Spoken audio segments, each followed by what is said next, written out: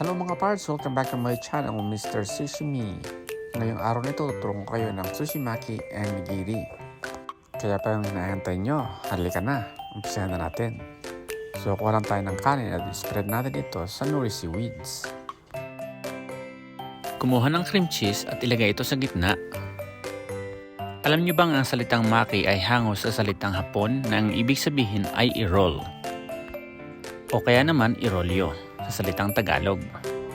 Ang maki ay kilala sa Pilipinas na seaweeds ang nakalabas sa labas ng sushi sa halip na kanin.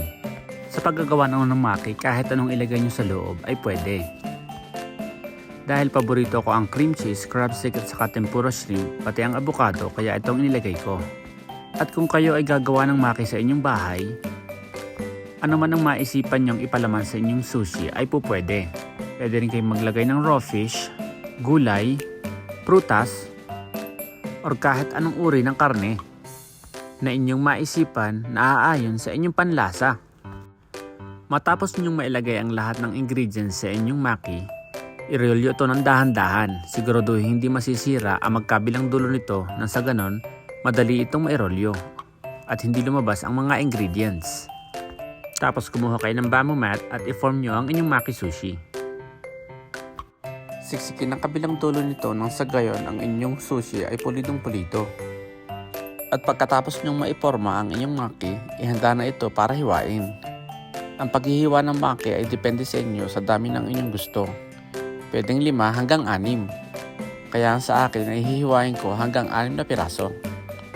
Mag-iingat kayo sa paghihiwa dahil napakatalim ng ating mga kutsilyong ginagamit sa paghihiwa ng maki at mga sushi.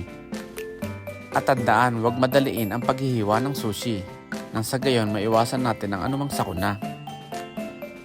Matapos itong mahiwa, kuhanin ang ating bandehado at ilatag ang ating maki sushi. Ilalatag ko ang aking maki sushi sa bandang ibabaw nang sa ganon mailagay ko ang nigiri sa bandang ilalim ng maki sushi. At matapos nyo nga mailatag na maayos ang inyong maki sushi, ihanda ang susunod na ingredients na kung saan ay ang inyong nigiri.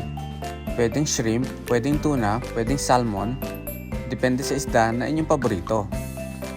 Ang nigiri ay salitang hangos sa bansang Hapon nang ibig sabihin na ay grip.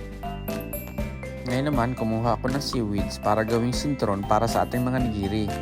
Depende ito sa inyo kung gusto nyo lagyan ng konting disenyo ang inyong nigiri. Paborito ko ang seaweed kaya maglalagay ako sa aking nigiri ng mga seaweed. Maaari din naman kayong gumawa ng nigiri nang walang seaweed kung hindi nyo gusto ang lasa nito.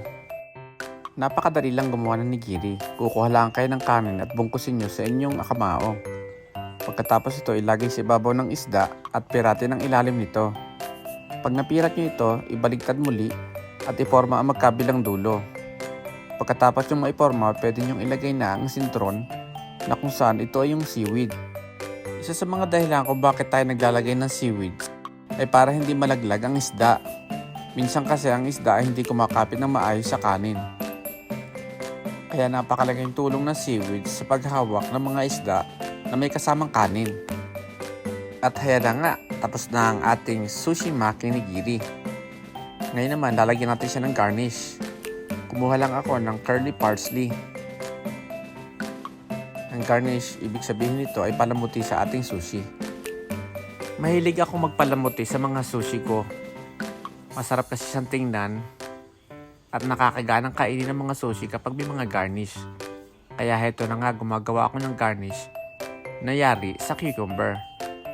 Kumuha lang ako ng kapirasong cucumber sa bandang dulo nito tapos hiniwa ko ang gitna nito.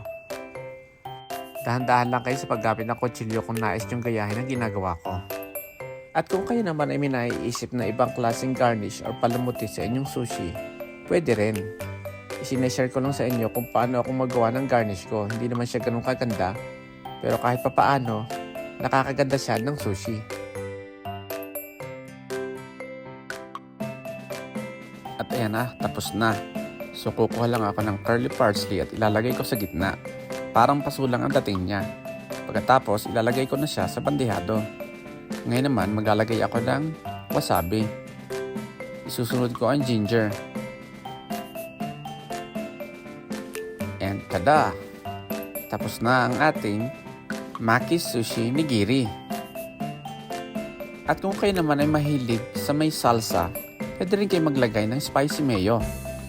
Paborito ko kasi ang laging may sauce, kaya nilagyan ko ito ng spicy mayo. Gayon din, nilagyan ko rin siya ng sweet sauce. Masarap kasi ang kombinasyon ng spicy mayo at saka ng sweet sauce, kaya lalagyan ko din ito. Konting-konti lamang ang nilalagay kong sweet sauce para tumalab naman ang spicy mayo.